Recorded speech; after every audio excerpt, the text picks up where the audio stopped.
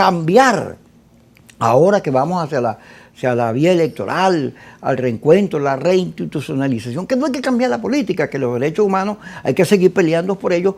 Hay una denuncia en la Corte Penal Internacional que hay que confiar que lo que eso se dictamine haga justicia, claro, y reconocimiento, porque lo cierto es que los derechos humanos, y lo dice Boric, el presidente Boric, tiene que ser coherente la gente con los derechos humanos. No puede ser que cuando se violaban antes los derechos humanos no se reconoce, y ahora que se viola, ahora sí, porque no soy yo. No, hay que ser coherente, hay que cuestionar la violación de los derechos humanos, la libertad de expresión, hágalo quien lo haga, pero el cuestionamiento tiene que ser para que no se produzca más, para que la gente no pierda la vida por las cosas que cree. Y no puede ser la simple denuncia, porque la denuncia es muy fácil, ¿no?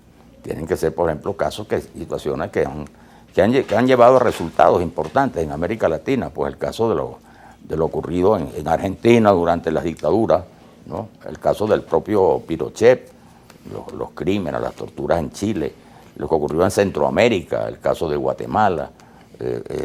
Todos esos casos de alguna manera han culminado con sanciones y con castigos a los culpables de violación de los derechos humanos, que se daban en el marco de guerras, ¿no?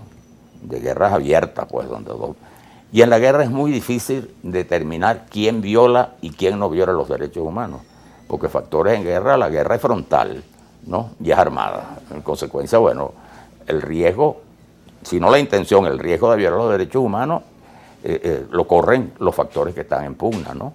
Y por supuesto, lo que hablábamos antes, en la época, por ejemplo, de las dictaduras ya se sabía lo que ocurría, pues las cárceles, las torturas.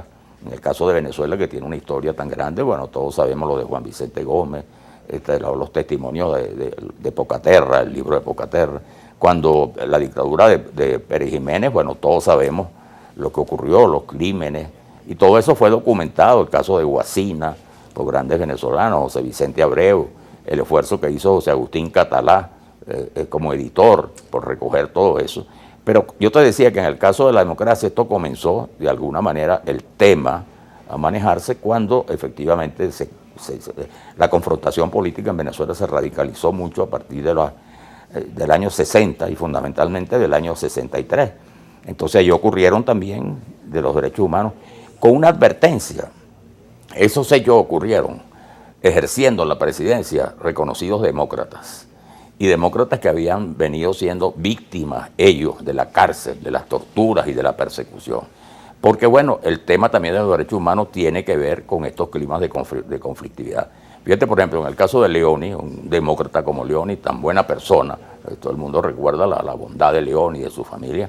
Bueno, la lucha contra las guerrillas fue encomendada, tenía que ver al Comando Sur, el Comando Sur que entrenaba en Panamá, y en esa lucha se aplicaron las prácticas que ya estaban en ejecución en Vietnam, y se crearon los teatros de operación, y se crearon todos unos procedimientos que llevaron a que muchos venezolanos fueran asesinados, se le cortaran las manos. Yo recuerdo el caso de Chema Saer, dirigente estudiantil, compañero de lucha en Falcón, a la caída de Pérez Jiménez. Bueno, por cierto, era hijo del gobernador en ese momento de Falcón.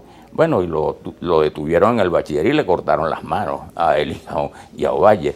Todos conocemos las monstruosidades que se cometieron en los TO, que eran los teatros de operaciones. Es decir, sin que se le pueda responsabilizar a Raúl Leoni, porque sería injusto, no había responsabilidad directa, de que era, digamos, ejecutor o que merecía una sanción internacional. A nadie se le hubiera ocurrido en aquel momento. ¿Por qué? Porque no estaba de moda, ni se había convertido el tema de los derechos humanos, más allá de que es un tema que tiene que asumirse y es un tema importante, se había convertido en un instrumento de propaganda o un tema puramente de interés electoral. Fíjate, ya que nombras la historia, yo me reúno con mi amigo del alma, Carlos Valero, que es de la dirección de Nuevo Tiempo, y él me dice sobre lo que está ocurriendo en Venezuela. Me dice: Kiko, te has radicalizado mucho contra el G4, eres muy duro. Y ya él me había contado que la política, su visión de la política, bueno, la política es como decía Maquiavelo, no sé si era Maquiavelo, ahorita no lo recuerdo bien, que era una continuación de la guerra. La historia de la humanidad está llena de Sí, guerras. lo dicen Sí. los chinos, ¿no? Sun Tzu. Ajá, Sun Tzu. Mira, y es verdad. Tú te pones a ver, los Estados Unidos es un país maravilloso, pero un país bélico. Claro. Y la Unión Soviética, la historia de la Unión Soviética, de la antigua Unión Soviética, de hoy Rusia, es una historia de guerras. Y así Europa. Ha prevalecido la violencia por encima de la razón, pero estamos en el siglo XXI y se supone que con la digitalización, todas estas redes y todos los avances tecnológicos y el porvenir que anuncia va a ser sin enfermedades, vidas largas, etcétera, el cerebro tiene que aparecer en algún lado. Y yo le decía, fíjate, sobre Betancourt. Betancourt llega al poder y se le alza el Partido Comunista y el MIR. Los ilegaliza, manda a meter presos a los diputados, les allana la inmunidad y los saca de juego. Bueno, porque lo querían tumbar.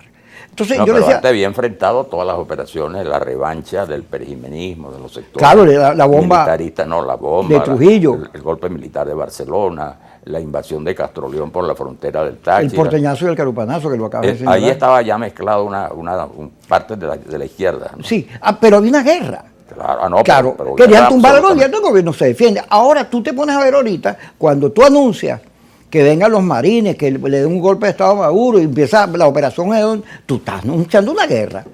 De manera que tienes que evaluar tu posición desde eso. Ahora, se te metieron en los partidos. Los alacranes es obra de la política.